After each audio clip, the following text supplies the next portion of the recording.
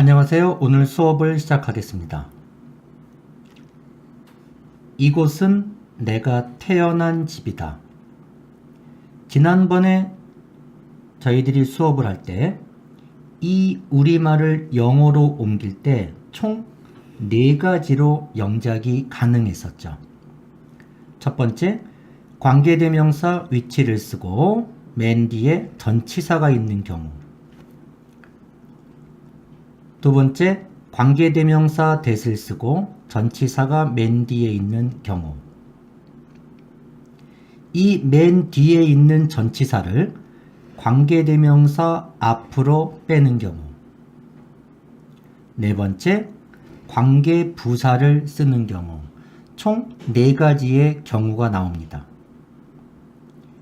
이 4가지를 최소한 눈으로 익혀 두셔야만 바로 다음에 문제를 풀 때 도움이 될 수 있습니다. 다시 한 번만 확인해 보겠습니다.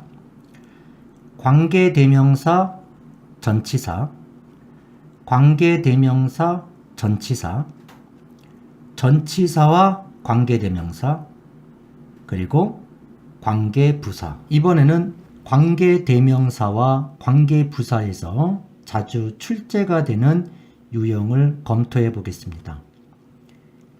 1번과 2번을 보시면은요, 꾸밈을 받는 말, 즉 선행사가 사물이 될 수도 있고요, 혹은 시간이 될 수도 있습니다. 2번도 마찬가지로 여기서 더데이를 사물로 보느냐 시간으로 보느냐, 그런 문제가 생기죠. 그래서 which라는 관계대명사가 맞는지, when이라는 관계부사가 맞는지, 그러한 문제가 자주 출제가 되는데요. 먼저 만약에 which라는 말이 맞다면 요 사이에 그런데 그것은 혹은 그것을, 그런 말이 들어가고요. 만약에 관계부사 when이 맞다면 그런데 그때라는 말이 들어갑니다. 전체 해석을 해보면 나는 그날을 기억할 수 있습니다. 그런데 땡땡 우리는 처음 만났다. 그런데 그때라는 표현이 어울리죠. 이럴 경우 정답은 관계부사 when이 됩니다. 그런데 2번을 보시면은요, 선행사는 똑같습니다. 그리고 여기에 그런데 그때라는 말이 들어갑니다. 7월 1일은 날입니다. 그런데 그때 혹은 그날 우리는 결혼했습니다. 그렇게 되죠. 그러면 여기서도 정답이 관계부사 when이냐? 그렇지가 않습니다. 여기를 보시면은요, 관계부사는 관계대명사와 전치사를 합친 겁니다. 다시 말해서 요 맨 뒤에 전치사가 있기 때문에 여기서는 관계대명사 which가 정답이 되는 거죠. 선행사가 똑같은데 어떨 때에는 관계부사, 어떨 때에는 관계대명사, 이렇게 차이가 발생을 하게 됩니다. 3번을 보시면은요, 식당이라는 단어가 사물이 될 수도 있고요, 장소가 될 수도 있습니다. 요 빈칸에 들어갈 의미가 저것은 식당입니다. 그런데 거기서 나는 너를 만날 거다. 그러니까 그런데 거기서라는 관계부사가 정답이 되겠죠. 그러나 4번을 보시면은요, 저것은 설알입니다. 그런데 거기에 혹은 거기에다 나는 내 보석을 보관한다. 그렇게 됩니다. 그러면 여기도 정답이 관계부사 where이 되느냐? 그게 아니라 맨 뒤에 전치사가 있기 때문에 이번에도 역시 관계대명사 위치가 정답이 됩니다. 물론 무조건 맨 뒤에 전치사가 있으면 관계대명사냐? 그거는 아니죠. 그러나 중학교 2학년 혹은 중학교 3학년 중간 정도 실력에서는 주로 전치사가 있는 경우에는 관계대명사를 쓰는 그런 문제가 출제되기 때문에 말씀을 드리는 거고요.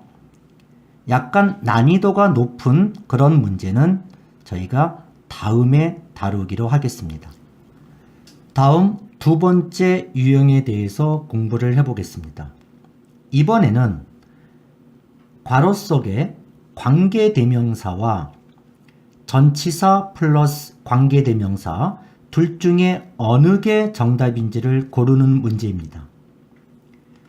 관계부사는 관계대명사 플러스 전치사 혹은 이 전치사가 앞으로 이동을 해서 전치사 플러스 관계대명사 그렇게 되는 거죠. 그러면 여기서 in which는 관계부사 where과 같은 뜻이고요. 2번에서의 in which도 where과 같은 뜻이고요.